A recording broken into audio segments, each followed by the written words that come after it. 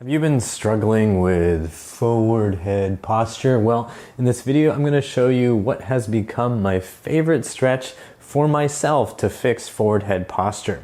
I find myself constantly in front of a computer, looking at my phone, and just looking at my son who's playing with electronic devices that he's either going to break or try to plug in and possibly electrocute himself with. And so what happens is my head starts getting stuck in this position. If I'm looking at the screen, I'm stuck in this position, and the back of my neck and the sides of my neck get shortened. And then I notice when I go to do anything like, say, riding a bike or just trying to look to see what that noise was behind me, my neck and head won't turn. Like I get stuck like this, and then I can't really see so far behind. And this is a real safety issue, especially if I'm on a bike.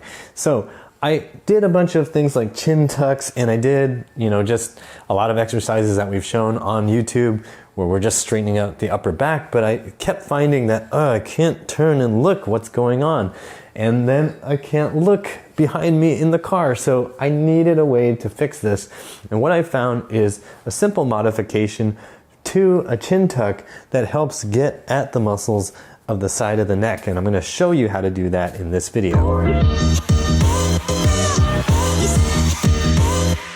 This stretch is really helpful for forward head posture. It's going to work on the muscles that come up the front of your neck and attach to the high side back of your neck.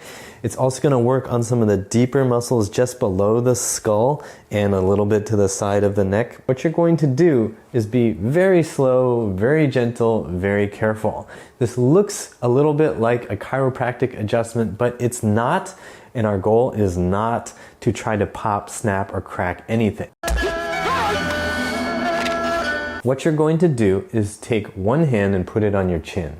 The other hand is going to go up to the back of the head to the other side of the arm. So my right hand's coming to the left side, the back top corner of my head, where I can get a good grip. Then what I'm going to do is with this hand on my chin, I'm going to push back, and then with the top hand, I'm pulling to the side and forward. So I'm trying to tuck my chin and trying to take this corner diagonally forward, or even more obviously forward, or more obviously to the side. I can kind of change the vector that I'm pulling at. All the while I'm using this hand on my chin to keep trying to tuck and tuck the chin.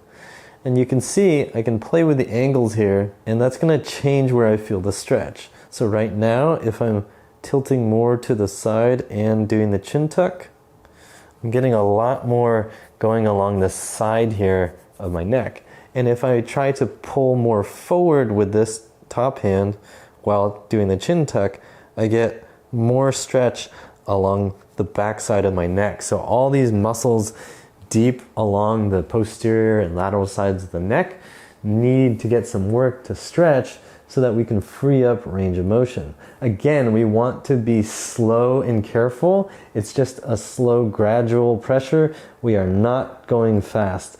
You don't want to strain muscles in your neck by going fast.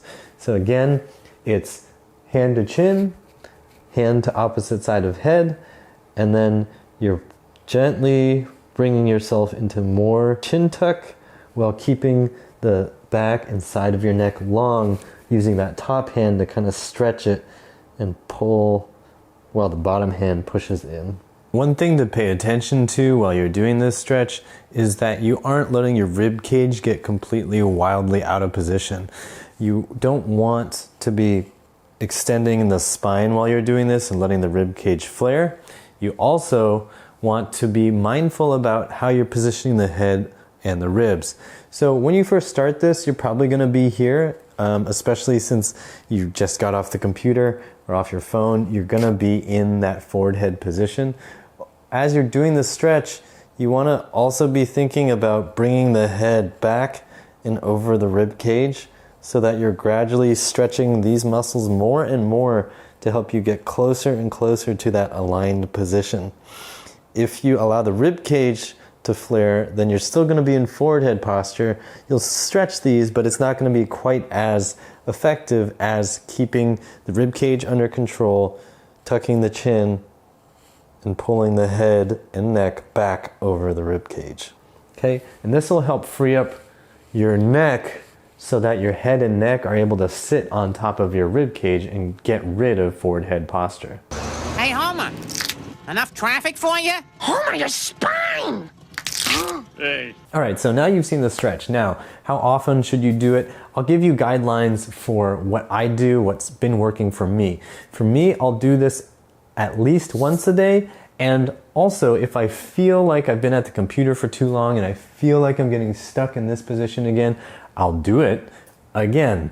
And maybe I'll do it several times until I feel like, okay, my neck and head are sitting on top of my rib cage properly.